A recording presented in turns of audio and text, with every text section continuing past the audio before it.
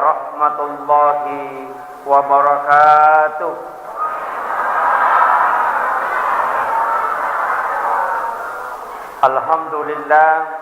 Alhamdulillah rabbil alamin, wassalatu wassalamu ala asyrafil anbiya'i wal mursalin, sayyidina wa maulana wa habibina wa syafi'ina wa ala alihi wa ashabihi wa sahabatihi ajmain, amma ba'du. Yang saya hormati dan saya muliakan Alina Tomalabita, Ibu Lurah Matiro Taparang beserta seluruh staf yang sempat hadir. Yang saya hormati dan saya muliakan Alina Tomalabita, Bapak Ketua Panitia Pelaksana beserta seluruh jajarannya, para dewan pengurus masjid, tokoh masyarakat, tokoh agama, para alim ulama, dan tanpa terkecuali seluruh tamu undangan dan ibu-ibu majelis taklim. Mudah-mudahan kehadirat tamana hilalan nayawan niwe untuk peringati salah satu kegiatan yang sampai hari ini selalu diperdebatkan di kalangan umat Islam. Angka dena maulu, angka tomam maulu. Ada yang menganggap bid'ah dan ada yang menganggap sunnah. Saya harus menyampaikan duduk permasalahannya. Sitonganna iero taude enam maulu adalah orang yang cinta kepada Nabi dan sangat hati-hati dalam ibadah.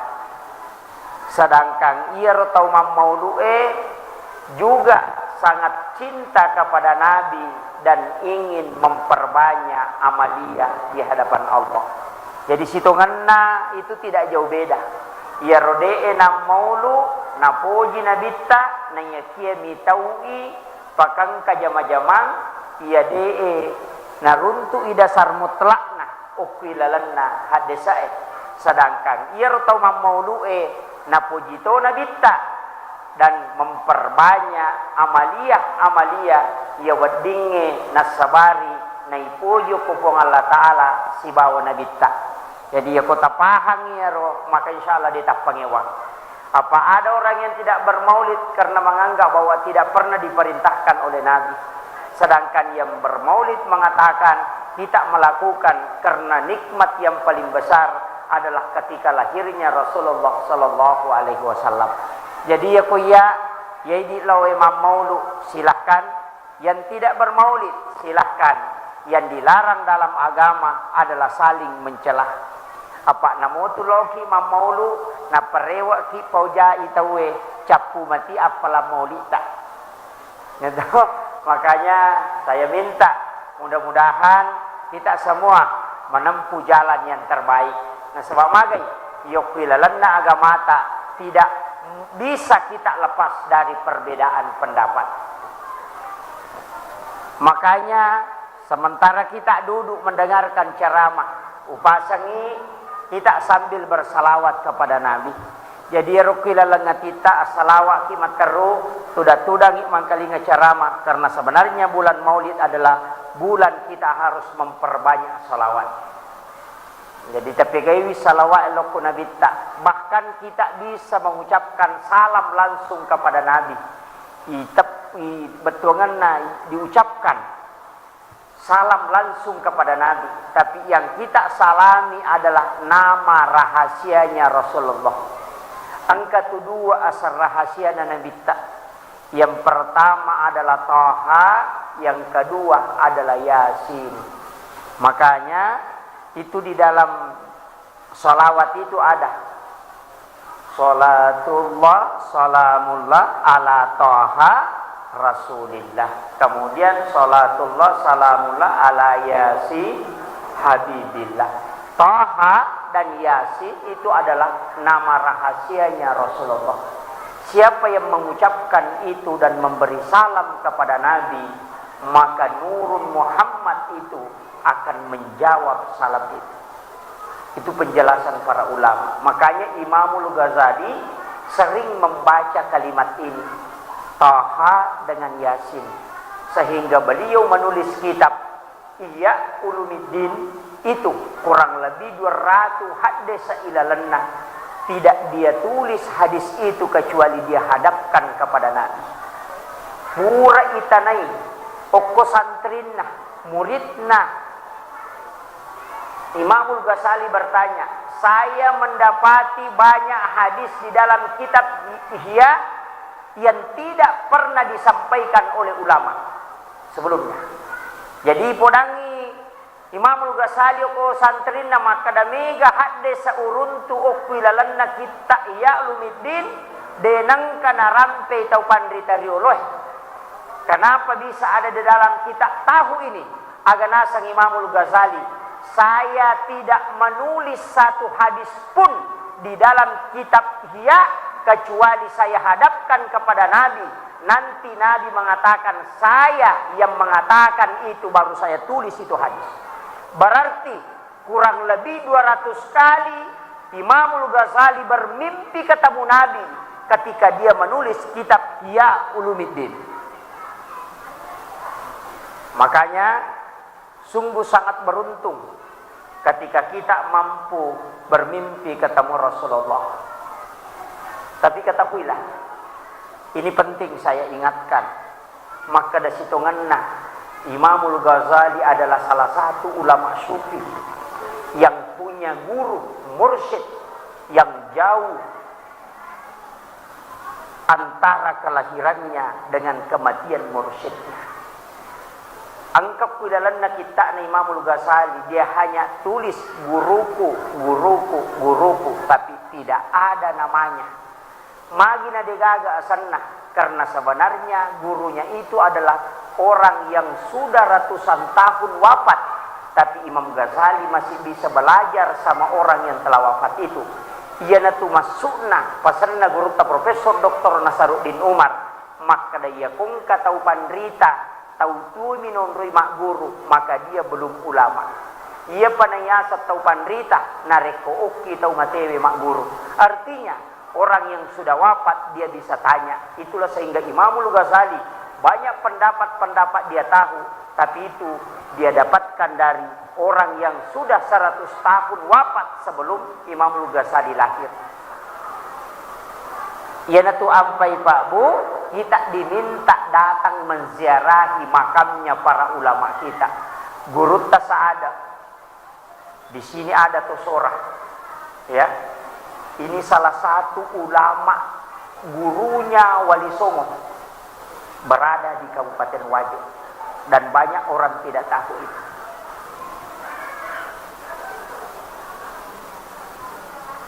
Saya kemarin diberitahu oleh Guru Tak bahwa ada satu waliullah yang ada di Kabupaten Sidrap dan dia merupakan ulama dari Hadramaut, dan ternyata ditelusuri dan ditemukan ulama itu disebut dengan Sayyid Karamah. Ternyata bisa komunikasi dengan orang yang sudah wafat. Salah satu ulama kita di Sulawesi Selatan ini ada yang sudah mampu komunikasi dengan orang yang sudah wafat, sehingga dia komunikasi batin dan dia memberitahu cucuku ada di sini, dan dia cari makamnya dan ternyata ketemu. Itulah hebatnya ulama-ulama kita dari Nahdiyin. Ya natu ampai Pak Bu, saya selalu wasiatkan lauki masyarakat buru ya kongka guru ki buru na guru ta saada almarhum al-maghfurlah.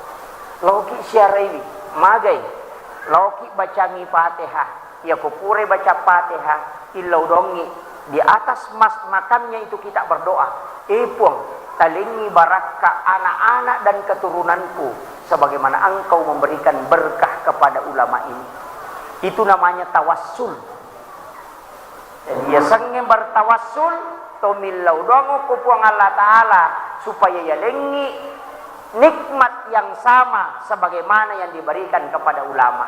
Jadi itu ampai kong katau pandrita mate na tolos syareki burukna, yang dilakukan adalah usahakan kita bacakan Fatihah, ya kupure baca Fatihah, kita doakan, kemudian kita berdoa kepada Allah. Ibu talengi baraka anak-anak dan keturunanku, aja tak ada anakku. Itu terlalu pendek. anak-anak dan keturunanku. Anak dan keturunan itu adalah cucu sampai cicit ke belakang. Makanya banyak ulama itu anaknya tidak menjadi ulama, tapi cucunya yang menjadi ulama, karena doanya sampai dia mengatakan anak-anak dan keturunan itu. Jadi saya sampaikan ini penting. Kalau ki masyarakat kuburu, koki buruk atau pandrite, lakukan doa itu. Minta, ya Allah berikan keberkahan anak-anak dan keturunanku sebagaimana Engkau memberikan berkah kepada ulama ini. Aja pasti balikan, karena tawassul dengan tawassut itu beda sedikit. Ya kau tawassul seperti itu, kalau tawassut langsung minta. Biasa di Indo upa puang nganu pasalama ya pumui. Itu yang tawassut dan itu yang tidak boleh. Jadi kita bedakan. Makanya kalau mau mengikuti Nabi, mau mengikuti sunnah Nabi, banyak yang teriak, kita harus mengikuti sunnah Nabi. Apa yang dilakukan Nabi, itu yang harus dicontoh. Maka saya minta lakukan ziarah kubur pada malam Jumat dan datang ke kuburan sendiri sekitar jam 2 malam sampai menjelang subuh. Itu sunnah Nabi. Biasa nih lo ziarah kubur wani Jumat atau 2 wani bu. Sendiri, bukan berombongan. Nabi itu datang ke kuburan baki sendiri. Dia datang tengah malam menjelang subuh baru dia pulang. Itulah ziarah yang sesungguhnya. Belum berani. Iya, Bu Ima saja takut apalagi kita. Makanya kenapa para ulama itu di Jawa dijaga makamnya, diperbaiki di sekitarannya supaya orang bisa duduk tenang mendoakan orang yang ada di dalam kuburan itu. Karena Nabi mengatakan dalam hadis yang sahih, setiap malam Jumat ruhnya orang yang meninggal itu dikembalikan ke kuburnya. Itu hadis sahih. Jadi itu tahu matewe, iparewa orang mati muslim dikembalikan ruhnya pada setiap malam Jumat ke kuburannya, bukan ke rumahnya. Mega tahu salah paham, nasangi rewa lo bolana sehingga mapatuati ukuyawana aden nakuan di Jumat. Dito gago kuwajo makoro. Ada. Mestinya setiap malam Jumat kita datang berziarah di makam sekitar jam-jam 1 malam. Kita berziarah, mendoakan, magai, karena ruhnya orang yang meninggal itu dikembalikan oleh Allah setiap malam itu. Ya kongka bola melo talawi masyarah, biasa pun nana bola ipodang, maka da aswaga tangka kobolata. Kalau mau ketemu, mesti ditanyakan hari apa engkau ada di rumah. Makanya ketika dia mengatakan hari Jumat, nanti hari Jumat kita datang supaya kita bisa ketemu. Makumati itu kotomelo masyarakat kuburu. Kalau ingin ketemu ruhnya orang yang meninggal, maka lakukanlah pada malam Jumat. Itulah sehingga Nabi diminta berziarah pada malam Jumat. Tepahan nih. Persoalannya dimengerti, tapi melakukannya itu yang persoalan kedua. Makanya saya wasiatkan kembali, upasangi, seandainya doa sudah cukup kepada orang yang meninggal, dikenek gena ipak dongangin loko tomatewe, maka Nabi tidak usah diminta menziarahi kuburan. Nah sebab magai, kurang apa doanya Nabi? Kurang apa? Doanya mustajabah. Ketika dia di rumahnya meminta, pasti Allah mengijabah. Tapi dia diminta datang ke kuburan. Kenapa? Karena itu salah satu sunnah yang dinampakkan oleh Rasulullah. Jadi ya kongka tahu deh panaule lo masyarakat kubur tangga bani, maka dia termasuk belum sempurna mengikuti sunnah Nabi. Eyopi di kongka taloki buru tangga bani, ya sang itu lo maporkas jadi nomor. Ini yang jadi masalah. Kenapa? Sebenarnya itu yang hilang kita di umat Islam, khususnya di Sulawesi Selatan. Itu yang hilang. Saya beberapa hari yang lalu mendatangi makam Pangeran Diponegoro, juga mendatangi makam Syekh Yusuf Al-Makassari dan Datuk Ribandang yang ada di Makassar, dan beberapa makam-makam para ulama. Dan ternyata yang paling enak memang berziarah adalah di malam hari. Makanya mereka tahu Pandrita Narekomate, dia dimakamkan di samping pondoknya, di masjid dekat pondoknya. Kenapa? Supaya orang mudah menziarahinya.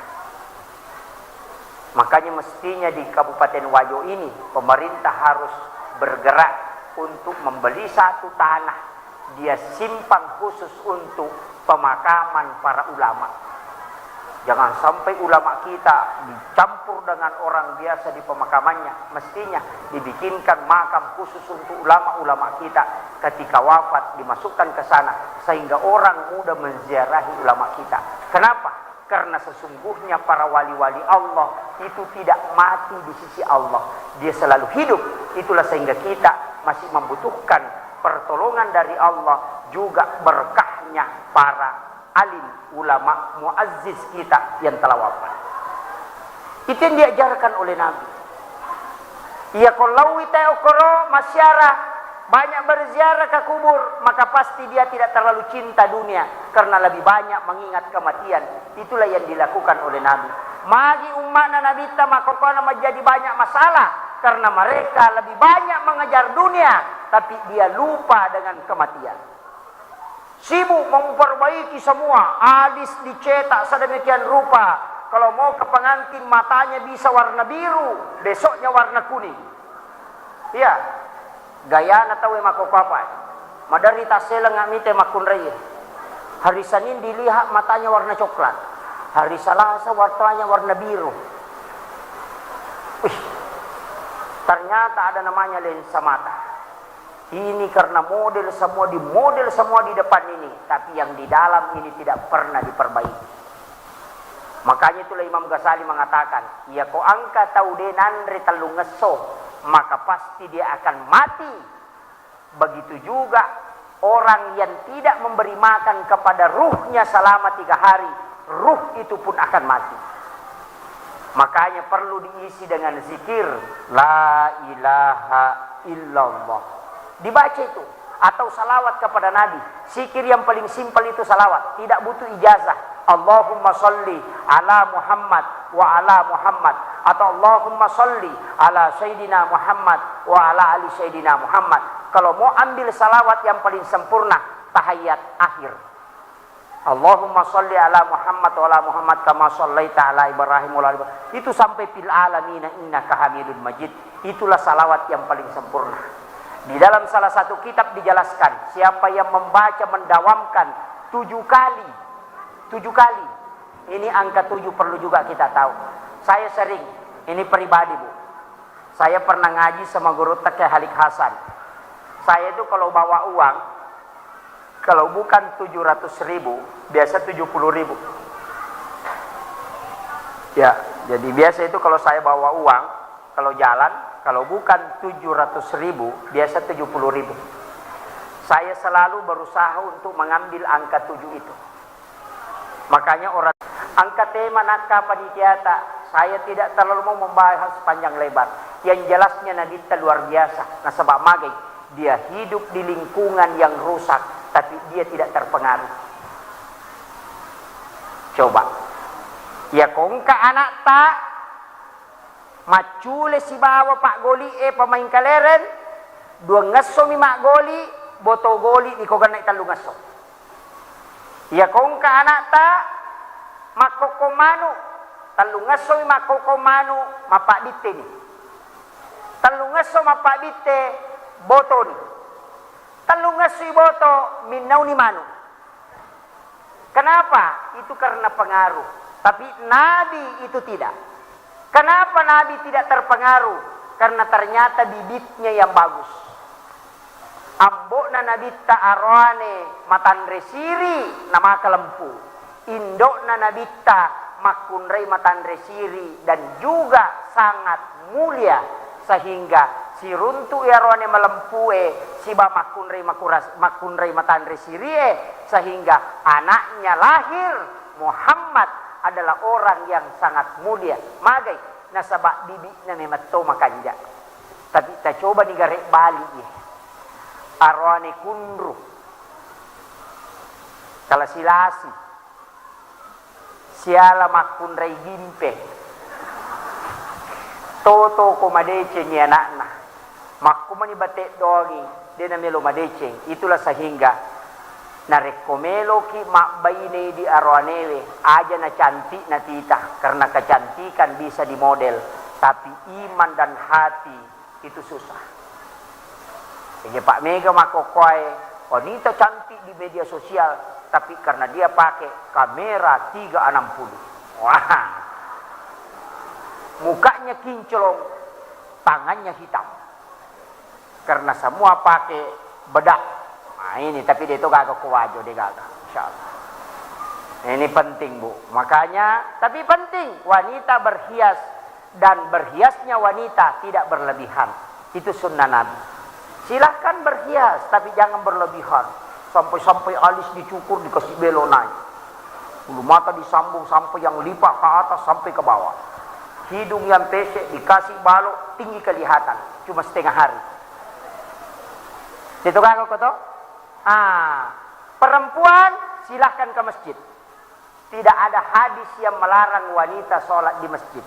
Yang ada hadisnya adalah wanita lebih afdal sholatnya kalau di dalam biliknya, kalau di kamarnya.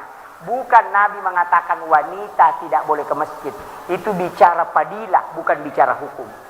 Tapi ketika wanitamu ingin ke masjid, jangan kau larang. Ada penceramah, wanita tidak boleh ke masjid. Wah, ini jadi masalah.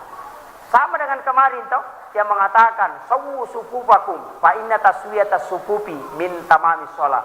Luruskan, rapatkan saf, karena itu kesempurnaan, bukan hukum sahnya jamaah. Jadi kalau ada saf yang sedikit bengkok-bengkok, itu tetap sah sholat berjamaahnya, cuma tidak sempurna. Makanya kemarin ada yang rapatkan kaki itu 8 bulan yang lalu sampai kakinya tarik-tarik begini. Ya, Allahu Akbar. Ada, sekarang hilang karena takut corona. Mulai jauh. Jaraknya sampai 2 meter yang dibolehkan dalam agama. 4 hasta itu fikih. Boleh 4 hasta. Jaraknya 4 hasta itu adalah 1 hasta 50 cm berarti 2 meter. Kalau 1 keramik itu sudah aman. Ya, makanya tetap datang berjamaah di masjid. Sekarang kan ada, tidak boleh ke masjid, azan tidak boleh. Itu munafik. Silakan azan. Di Sidrap ada masjid yang ditutup, panitianya libur. Kenapa? Katanya kalau kita azan ada yang datang. Saya bilang gampang, kau kunci masjid baru azan di dalam. Kalau datang usir, pulang. Informasikan. Kenapa? Ya kong ka masigi denon rite mas sampaja ci di wetu si di kampo tau madosa, dan ini yang banyak. Hanya hati-hati. Apalagi masjid begini luasnya tidak ditempati sholat. Wah, ini yang jadi masalah. Silakan jaga jarak ke belakang seperti di Saudi. Cuma saya minta yang pakai masker. Kalau pakai mazhab Syafi'i, tarik ke bawah hidung, simpan di sini. Kalau sujud, kalau nanti berdiri tarik lagi ke atas. Tapi kalau sujud, tarik ke bawah. Songkok juga ini tidak boleh begini. Kalau sujud bagi laki-laki, harus ditarik naik begini, supaya dia tidak menghalangi jidat ketika sujud. Nah, sebab fungsinya songkoe bukan pakaian sholat. Hanya dipakai sholat karena bisa menghalangi rambut. Karena yang tidak boleh ketika ada rambut yang turun di jidat ketika kita sujud, dipasangi songkok supaya dena no udoe. Makanya ini tau gondoloe namo dia tak songkok. Ya toh? Makanya orang Arab banyak yang gundul. Kenapa? Karena dia tidak pakai songkok lagi, karena lebih aman. Ya kung kamakada sunnah hukumnya pakai songkok. Itu hadisnya penjual songkok. Ternyata hadisnya Nabi tak. Ini penting ditahu. Ini penting. Tapi kalau perempuan, hati-hati. 1 lembar rambutnya kelihatan ke depan atau naik seperti antena di atas begini, maka batal sholatnya. Kenapa? Karena rambut wanita adalah aurat, dan kapan kelihatan berarti auratnya terbuka, dan syarat sahnya sholat adalah menutup aurat. Makanya hati-hati. Kesali siapa nama kunreye yang ada renda-rendanya ke di sini, yang harga 4 juta. Oh, ada rambutnya naik kayak antena televisi begini goyang-goyang. Itu yang jadi masalah. Ini penting. Makanya kau masang pajangi silakan pakai masker. Tapi kalau imam biar tidak pakai. Kalau sholat, kenapa? Tidak ada nasi bawang. Loh? Tidak ada. Imam kan di sini di depan. Kalau makmum di sini di belakang. Nanti kalau sudah salam, balik zikir, pasang masker. Itu tidak masalah. Tapi kalau di belakang, di depan, silakan, itu sudah aman. Tapi bagaimana hukumnya pakai masker tertutup begini? Itu ada yang membolehkan.